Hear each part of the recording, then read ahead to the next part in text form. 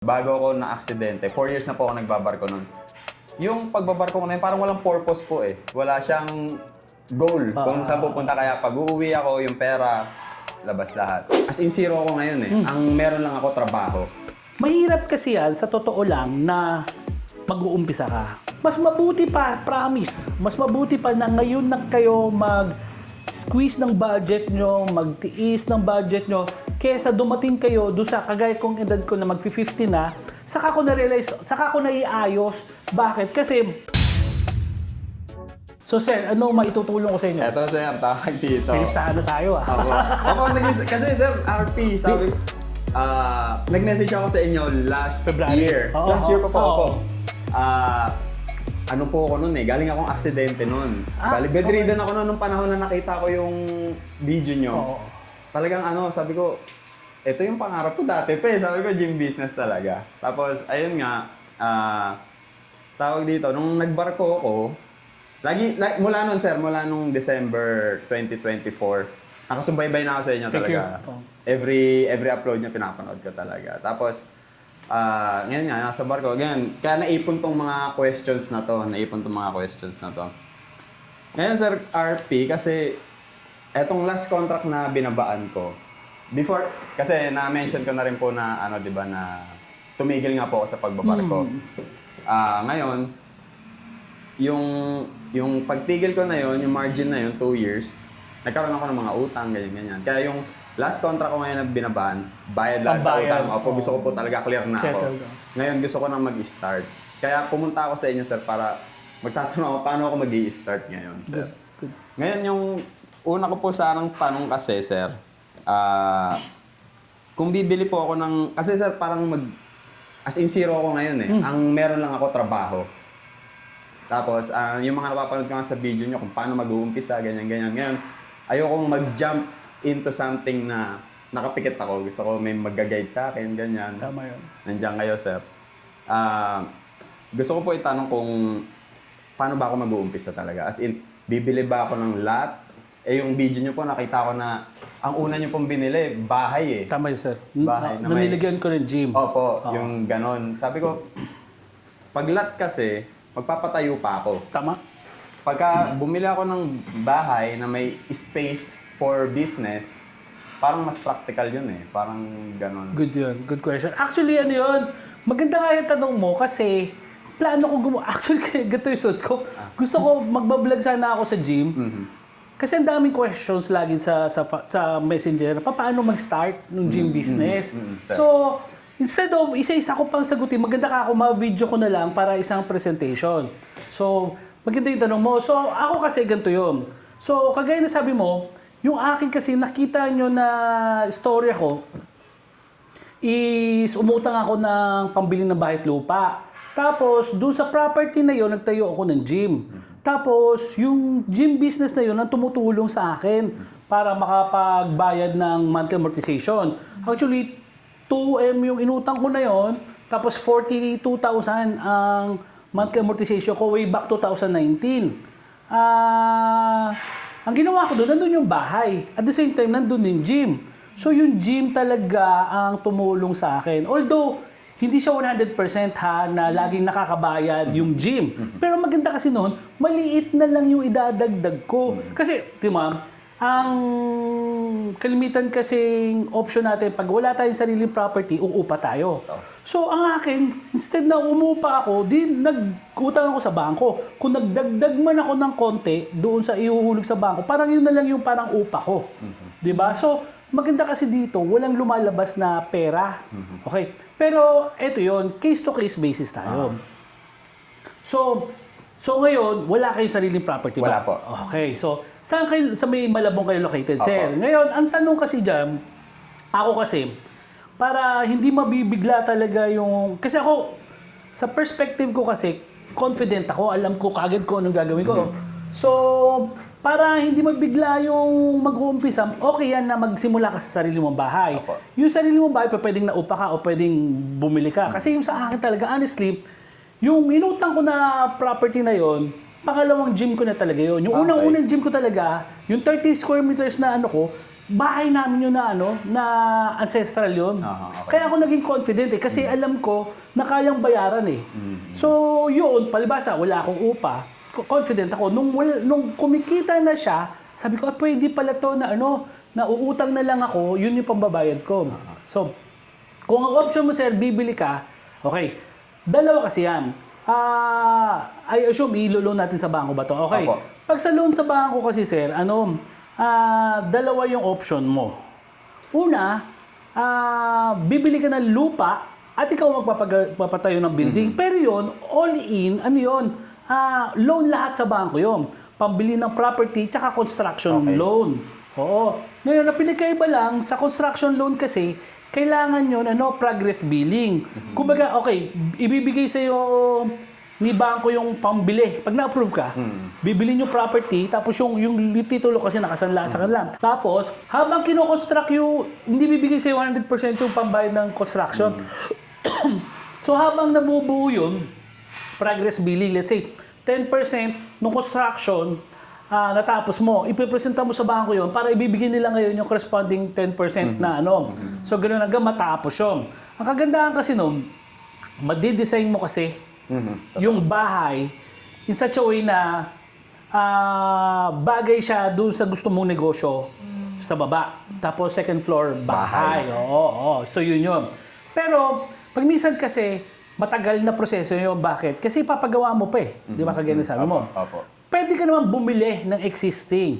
Okay, pero dito medyo kailangan maging mapili ka. Kasi madalas kasi excited ka, eto okay na to, magkasundo kami, di bili na kagad. Pero kailangan, long term kasi dapat yung projection mo. Sabi, hindi kasi to na pagka ayaw mo na, lilipat ka eh. Pang matagalan to.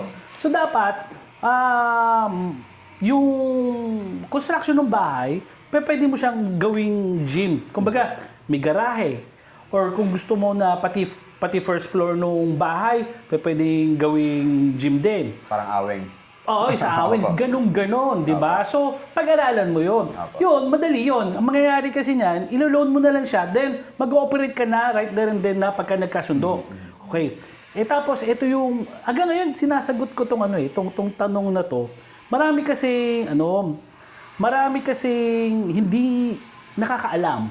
So yung hindi nakakaalam, hindi rin naniniwala na pwede ka kasing mag-loan sa bangko ng property home loan nang wala kang existing. Kasi iniisip nila, kailangan meron na ako. Hindi ako pautangin ng bangko kung walang kung walang property. Isa pa, lagi ako tatanong, kailangan talaga daw na meron kang deposito sa bangko. Honestly, hindi rin requirement sa sa loan na may deposito ko sa bangko. Kasi ang requirement doon, yung capacity mo to pay. Oo, yun yung kahit pa madali nga lokohin yung deposito eh. Di ba? So makakautang ka. Ang mangyayari kasi niya, kailangan kang makakita ng seller. Okay? Now, willing na i-apply ng bank loan. Oo, yung bank loan kasi, ang mangyayari niya, pagka pumayag si seller, ngayon papasi-ay ka sa bangko. Si bangko ngayon, pag nakapasa ka sa CI nila, okay, ang gagawin niya, magbibigay siya ng letter of guarantee doon sa seller. So, ibibigay yung letter of guarantee na yon. So, yung letter of guarantee na yun, ginagarantiyan ni bangko. Siya mismo, hindi na kayong dalawa nag-uusap ng bangko, kundi silang dalawa na. Na pagka, kailangan ilipat kasi ni seller yung titulo sa pangalan mo na. Pag nailipat na yon, ibibigay ngayon ni bangko yung pambayad. Pero hindi na dadaan sa'yo. Kundi oo. Ngayon, dalawa yon. May mga seller na hindi marunong nun. Pero sigurado ako yung mga ahente, alam nila yun eh. Kaya may papaliwanag nila. So, medyo baka mahirap maghanap ng ganun. So, kasi yung ibang seller hindi masyadong maalam. Ang susunod na option mo dyan, lahat talaga, so para sa lahat ng developer, alam nila yon. So, pwede kang, katulad yung sa Awens, di ba? Subdivision siya, may developer doon eh.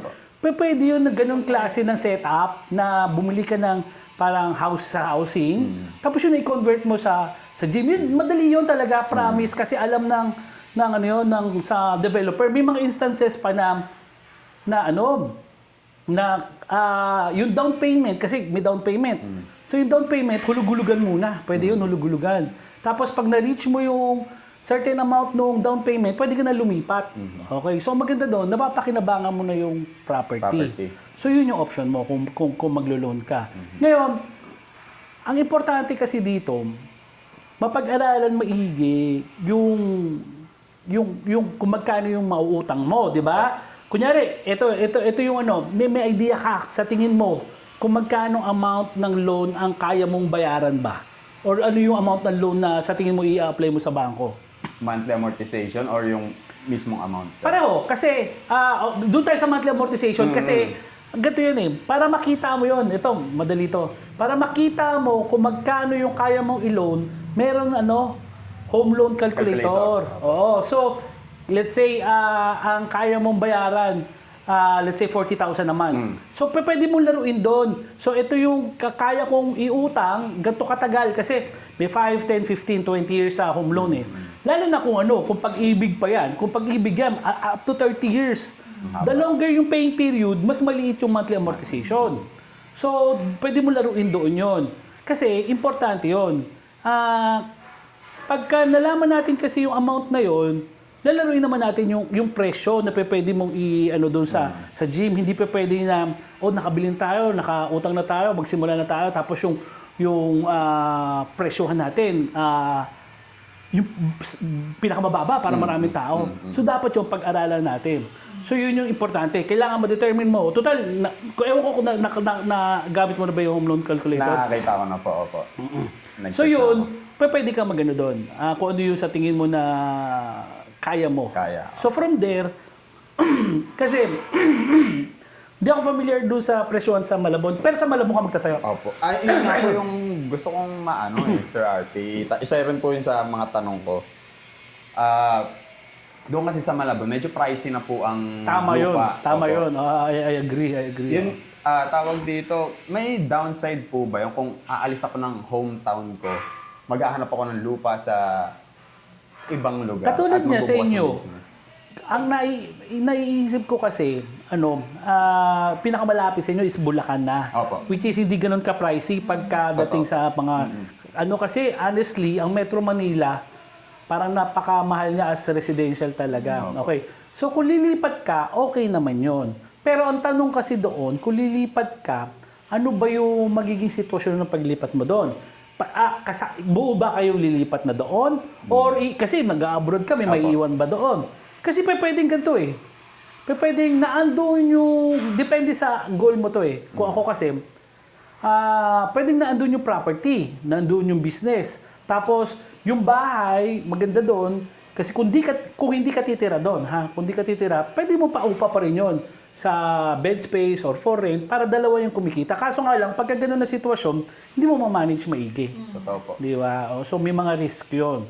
So, pwede naman. Kasi, bakit ko nasabihin pwede kahit malayo? Kasi, di ba, ako kasi, sabi ko nga, di ba, mag-50 na ako next year. Ang goal ko talaga, magre-retire talaga ako next year. Pero yung retirement ko na yun, hindi yung wala na ako dito. Parang, nasa malayo ako na nag-ooperate nito, pero hindi na ako ganito ka-stressful mag-manage. So, ang plano ko talaga, bibili ako ng property sa Puerto Galera. Hindi ako taga doon eh. Pero paborito ko lugar yon. Okay. So, ang gagawin ko doon, magtatayo ako na, yung property around 200 square meters, yung ilalim, gym. Yung second floor, apartment. O, 4 na pintuan yon. So, ako, ang tingin ko, kahit 100% pa ng kikitain nun, pambayad ng monthly amortization, okay lang, kasi hindi naman yung primary source of income ko. Kaya ako nabanggit yun, kasi pwedeng ganun din yung maging goal mo. Kasi dalawa yung goal mo. Una, yung goal mo, makautang, makapagtayo ng business, at the same time, kumita. Pwede rin na for investment purposes na total, bata pa ako, malakas pa ako, kumita ka sa barko. Maganda yan, makapagpundar muna ako ng properties, makapagpundar. Para pag uwi ko, hindi na ako mag-strive pa para So, pwedeng isang reason mo, babayaran lang yung property na yun as soon as time possible. So, okay yon. So, dapat alamin mo kung ano yung purpose mo. Pero kung ako kasi, nasa edad, ilan taon ka na, sir? 29, sir. Yung anak ko is 25 at isang 22. So, yun yung kasi kausap ko lang last time. So, sabi ko nga, sa edad mong yan, bigyan mo lang ng 10 to 15 years yung sarili mo, kaya mong maplano yung finance mo. Ganito yung gagawin ko sa edad mo na yan. Mahirap kasi yan, sa totoo lang, na mag-uumpisa ka. Yung unang property mo, yan yung pinakamahirap at pinakamatagal. O let's say, 5 years yung, 5 years yung kinuha mo loan. Okay. So sa 5 years na yun, mababayaran mo siya through, doon sa sinasabi ko na isang option mo na hindi ka kikita. Let's say, may magkikita ka konti, kung gusto, pero kung may mga times, baka mag-abono ka pa, okay lang yun. Konti lang na abono, hindi yung 100% sa'yo magagaling. So after 5 years, doon sa process na yun, may business ka doon, may gym, pinaupahan mo, nakabayad ka in 5 years time, ang gagawin mo uli kasi noon, uutang ka uli ng property pa. Okay, di ba to isang property na to, 100% ang nagbabayad yung kita nung business na yon, plus nagdagdag ka pa konti.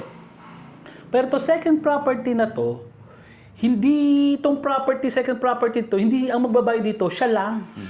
Dalawan na siya. Nagkatulong na. Oo. So kung it took you 5 years, ito may posibilidad, it will take you 2.5 years. Kasi dalawa silang nagbabayad. Okay, so 5 years yun. So nila 10 years ka na. Isipin mo ngayon, in 10 years, pwede ka umutang ng dalawa. Dalawa na. Half the time na ulit. Ganun yun ang sinasabi ko. Half the time. Kaya before ka mag 15 years na yon, baka 8 na yung properties na yon. I mean, madali lang sabihin siya. Honestly, madali siya sabihin. Pero mahirap gawin yun kasi ito yun naman yung yun yung sinabi ko doon sa mga anak ko na ang consequence nito, hindi magbabago dapat yung lifestyle mo. Bakit? Kasi ngayon, lalaki kasi yung asset mo, yung value mo. Pwede mo maisip na kailangan ko i-reward yung sarili ko, bili ako ng magagandang bagay. Yun yung magpapabagal sa'yo eh. Di ba? So, sabi ko nga, yung dalawang properties na to, hindi mo na kailangan ng another 5 years. So, imagine, 2.5 years na lang. So, it will take you 7.5 years para magkaroon ng 4 na properties. Di ba? So, ito yung sabi ko na, 10 years na to kasi nakadalawa ka eh. Kaya madali eh. Mas mabuti pa, promise, mas mabuti pa na ngayon na kayo mag-squeeze ng budget nyo, magtiis ng budget nyo, kesa dumating kayo doon sa kagaya kong edad ko na mag-50 na, saka ko na-realize, saka ko naiayos. Bakit? Kasi, hindi ko natanong kung bakit ka na ospital eh, pero yung ganong klase ng mga pagsubok sa buhay, hindi mo na-anticipate yun. What if? Healthy tayo. Pero what if may nangyaring disgrasya sa'yo along the way? Ang hirap nun. Ang pinaka-precious commodity na meron tayo is time. Once na umalis yan, hindi na maibabalik yan. Kaya sayang, kung mapapalipas mo yung pagkakataon, mas mabuti na mag-i-start ka. So yun yung napahaba. Yun yung sagot ko dun sa mo. Dalawa options mo. It's either kikita ka, depende sa sitwasyon mo sa buhay. Magnenegosyo ka na may pambayad doon sa inutang mo plus may kita ka. Or willing ka na nandun ko sa stage sa buhay mo na okay lang muna ako magtiis na 100% nung kita nung property na yon pambayad lang ng utang ko. So, yun yung kailangan mong pag-desisyonan doon. Sir. Tawag dito, Sir RP. Doon po sa option na loan ng property loan tapos yung building loan, hindi ka pa kikita kagad doon eh. Kasi tatayo pa po. Oo. So, kailangan meron ka pong savings Pondo. na... Okay, good. Ang bangko kasi, may usapan kayo kung gaano katagal yung construction. So, yan, maski yung pagbabayad mo, hindi kagad, kunyari, na total na approve sa'yo is 3 million, kunyari. Pero ang ibibigay sa'yo is ganito pa lang. Bibigyan ka ng sapat na panahon ng bangko para matapos mo yan, saka tatakbo yung Okay. Pero yun hindi siya, kumbaga gradual siya. Yun po yung tanong ko kasi, di ba, sabi ko nga po, bali parang flat ako ngayon eh. Back to zero as in, trabaho lang yung meron. Kaya ang gusto ko, bago ko siya umpisahan talaga, as in ready, kumbaga, kung kailangan ko ng savings, okay, magsisave muna ako ngayon as para bago ko siya umpisahan, meron akong pang-area. Tama yun. Ito yun eh. Kanina yung iniisip ko eh. Yan. Yung isang post ko kasi, di ba, ewan ko, yung last ko eh. Ang sabi ko, yung iba, nagtatrabaho, di ba? Tapos, upon retirement, ang goal nila magnenegosyo. Yung kagaya mo naman, na nag-a-abroad, Ang goal nyo, after a certain period of time, uuwi ka Pilipinas, magre-negosyo din. So Totoo. why not start now? Opo. Pero ang ibig ko sabihin nun, habang nasa abroad ka, or habang nagtatrabaho ka, start mo na. Okay? Ngayon, ang laging negative na nakita kong comment doon, wala nga akong puhunan eh. Opo. Kaya nga ako nag-abroad eh. Kaya nga ako nagtrabaho. Agree. Pero would you believe, sa isang businessman, lalo na yung successful businessman, hindi importante yung kapital. Importante siya. Pero mas importante yung mindset.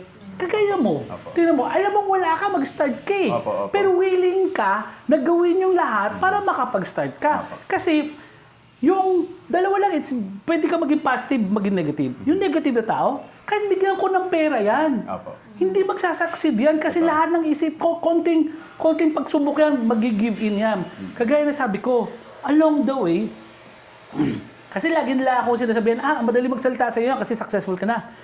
Yung iba kasi hindi nila nakita yung ibang videos ko, paano ako nag-start at paano ako nag-fail. Sabi ko nga, naloko nga ako nung unang-unang fabricator Sa ko. apaw. Diba? Opo. Pero kung negative kang tao, sasabihin mo doon, it's a sign na baka hindi ito yung business para sa akin kasi niloko na ako eh. Pero yun eh, lumaban ako eh. Totoo. Ang maganda nga doon, yung laban ko na yun, hindi naman punong-puno ng struggles talaga. Meron mga struggles along the way. Pero hindi rin siya ganun kahirap. Nawala yung pera. Naloko kasi ako eh. Nawala yung pera. Pero sabi ko nga, yung mindset ko, naandun eh, buo eh. Determinado na ako na itatayo whatever happens talaga. So nag-start ako honestly. Yung mga equipment na yon, kami na nag-fabricate. Kasi at that time, ang business ko, bubong. Nagbububong kami, katrasis, may mga welder ako. Ako kasi, inisip ko, kaya ko naman gawin yan noong una. Bakit ko gagawin? Hindi naman ako expert dito, baka may mali-mali. Di ba? So, ganun kami nagsimula. Ginawa ko yun. Tapos yung, honestly, yung ibang parts nung unang-una kong gym, galing junk shop. Kasi, makakabili ka ng mga pyesa ng mga bakal. Pero may mga times to na, may retaso akong kailangan eh. Pag bumili ako ng isang haba, magasto. So, bumili ako. Yung mga plates ko, hindi to malabon eh. Pero sa C3, Opo. sa C3, Nabutas, ewan ko na opo. ngayon kung ano na yung C3 kasi ang dami ng development. Pero nung panahon ko, 2008, puro junk shop yan. Puro junk shop. Opo. Yung mga junk shop sa probinsya, sila doon humahakot, nababagsak. doon buwabagsak. Doon, ang ginagawa ko doon, naghanap ako ng mga plates. Okay. Yung mga plates, yung gym ko, ang unang-unang gym ko, iba-iba Ang yung plates. plato ko. Totoo yun. Kasi doon ako nakatipid eh. Yun ang sabi ko sa'yo ng mindset. Totoo. Importante yun.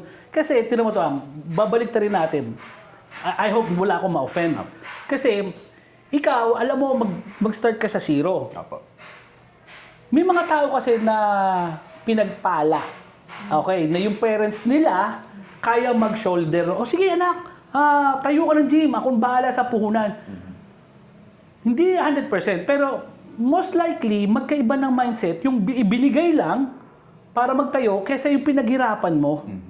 Di ba? So, kaya importante yung mindset. Kasi may probability na yung may magandang mindset, mag-strive to. May possibility na magsasucceed to. Kumpara doon sa inabot lang sa'yo, tapos palalaguin mo. Pwede rin naman mag-succeed yun. Oo. Pero dahil nga yung determination mo, mindset mo, maayos, yun yung mas importante.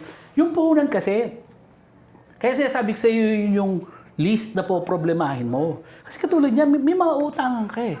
May mga diskarte kang magagawa eh. Katulad niya, kung nagsisiman ka, kung di ako nagkakamali, may mga seaman's loan, may mga ganon, di ba?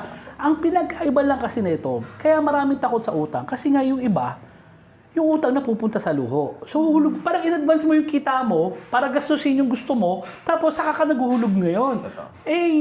Ang importante kasi dun sa iuutang mo, dapat alam mong kikita rin ng pera. Kaya niya bayaran yung sarili niya. Tama yun. Kasi isa ngayon kasi, na meron kang time, bata ka pa, hayaan mo muna na ganun yung cycle. Saka ka mag-reap ng benefits mo. So again, yung sasabi mo, I commend you na meron kang proper mindset. Kasi alam mo doon ka sa zero eh. Opo. Kasi yung iba kasi, gusto nila malaki kagad pag nagsimula.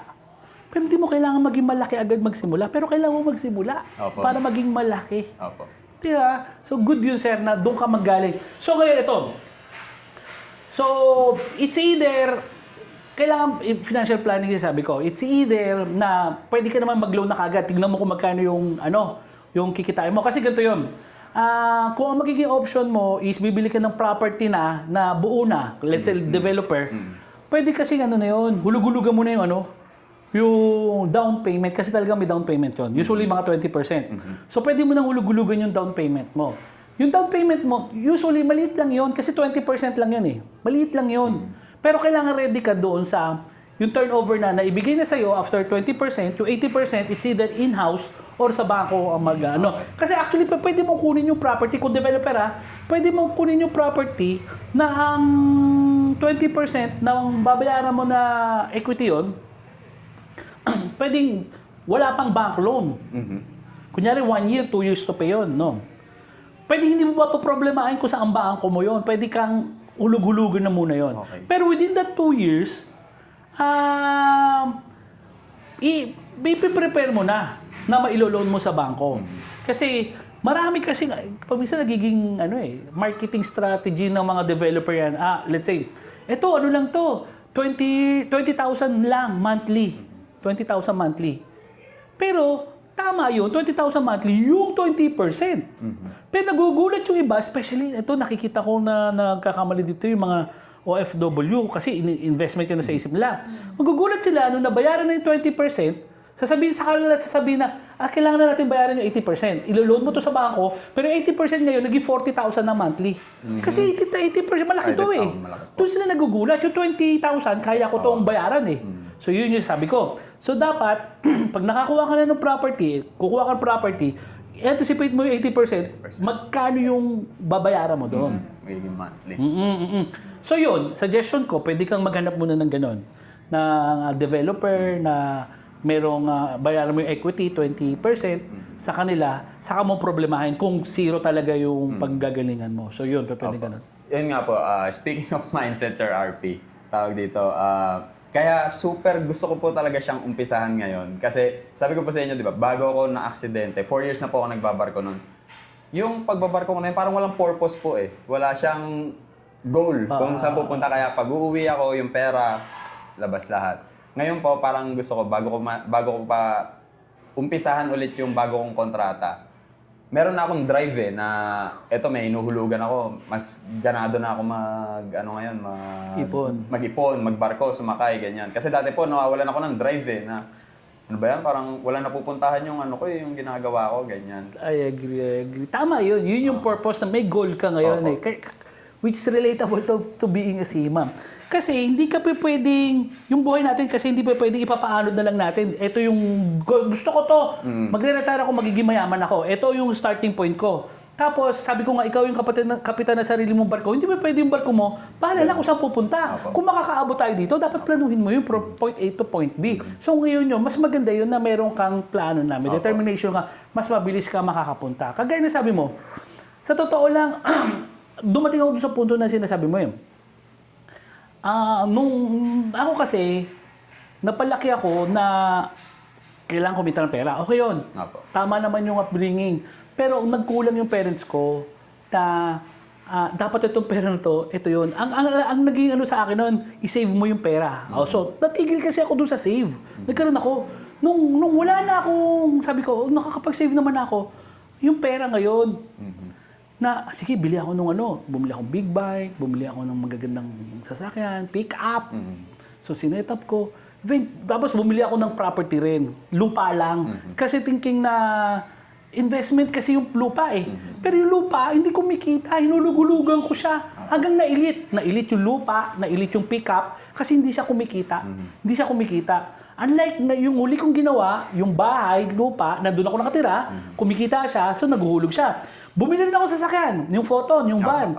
Yung van na yun, kauuwi lang namin galing Ilocos. Magbabarkada kami, 10 kami. So, may mga upuan yun, ang laki ng van, okay yun. Tapos pag uwi, pag wala nang gagawin, hindi siya gagamitin for personal use, pang-deliver yun. So, kumikita rin yun. So, yun yung naging mindset ko, dapat may purpose. Dapat, kaya nangyari sa akin nung una na walang purpose, nasusunog eh. Tapos, ang hinayang ako ngayon, sayang, yung panahon.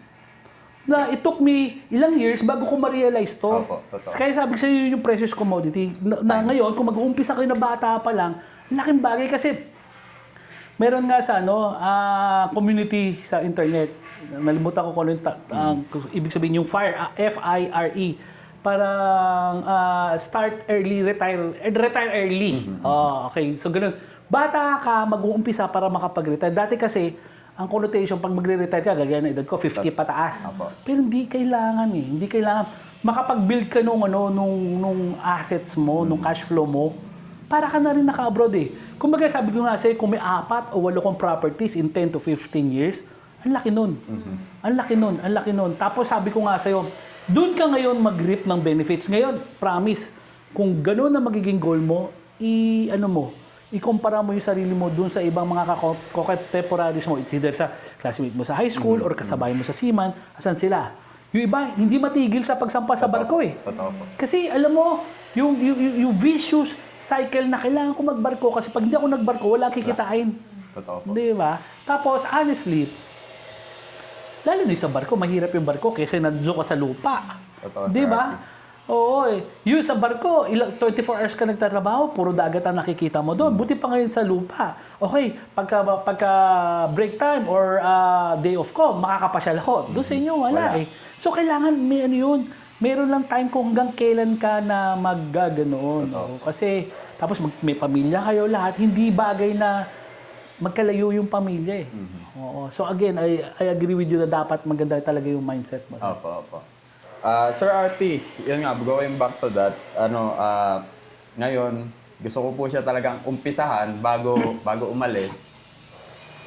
Feeling ko yun ang first step po no? Maghanap ng lupa, tapos bayaran yung equity, 20% equity. At least meron na akong nauumpisahan. Kung yun po yung tawag dito, yun ang system na makikita ko na, halimbawa, ito yung nakita kong lupa, tapos ganito siya babayaran. At least may nauumpisahan na po. Tama yun. Oo, tumatakbo na. Pwede yun. Bali, ganun na lang po. Sa ngayon, ang goal ko ngayon bago umalis, maghanap ng lupa. Tama yun.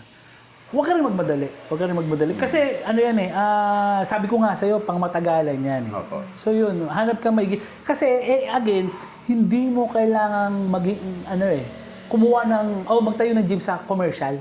Tingnan mo yung lugar, ang mga, ako tatanungin mo, kukuha ko subdivision. Una, allowed siya na magtayo ka ng business. Kasi may mga exclusive na mga subdivisions na hindi pumapayag na mayroong ganon. Pero most of them naman pumapayag, especially gym, alam kung bakit. Kasi, una, magandang, marketing para doon sa developer na yun. May gym doon eh. Totoo po. Pangalawa, yung business mo kasi, maganda yung binibigay sa community. Hindi lang sa mga bata. Kasi ako, lagi ko sinasabi, maganda yung naibibigay mo sa mga bata. Pati doon sa mga adult talaga na willing undergo doon sa physical fitness journey nila.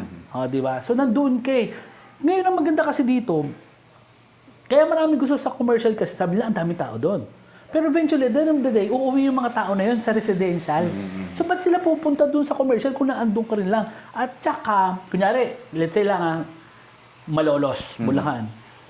Pag nagtayo ka ng gym, hindi naman buong Malolos, Bulacan. Ang target market mo, hindi talaga. Promise, isang subdivision, na isang average size na subdivision, pag minsan, yung isang maliit na gym, kulang pa eh. Para i-cater yung yung market na yon. So doon ka lang mag-concentrate sa market mo. Tapos, kunyari lang, doon naman kung makakatulong doon sa marketing nun. So, kunyari, isang decent size na subdivision. Pwede kang doon. Doon ka mag-concentrate. Kesa i-post mo pa sa malalayong lugar yung doon ka mag-concentrate. Sabi ko nga, ang kailangan mo lang, sabi ko, doon sa dati kong mga vlogs, kung 50 pesos lang, kunyari 50 pesos ang per session mo, tapos 10 tao yung mag-gym sa'yo, 500 pesos yun. Sa isang buwan, 15,000 pesos yun. Pero yung 10 tao na yun, sinasabi ko sa'yo, Napakaliit nun. Totoo po, Sir Arvin. Para sa isang gym community. Pero ayoko naman sabihin, katulad kila Awex, nag-50 to Opo. 80 katao sila. Pero 30 pesos yung kanila. Pero regardless, it's between 1,500 pesos to 2,000 pesos yung araw-araw Per na day. pwedeng kitain mo. So magkano yun, di ba? Totoo, So, sir. yun si Aweng, ang market nun, hindi yung kakabilang barangay o kabilang subdivision. Doon na sa subdivision sila, ang dami na. So, pwedeng ganun. Okay lang na doon ka sa residential maghanap.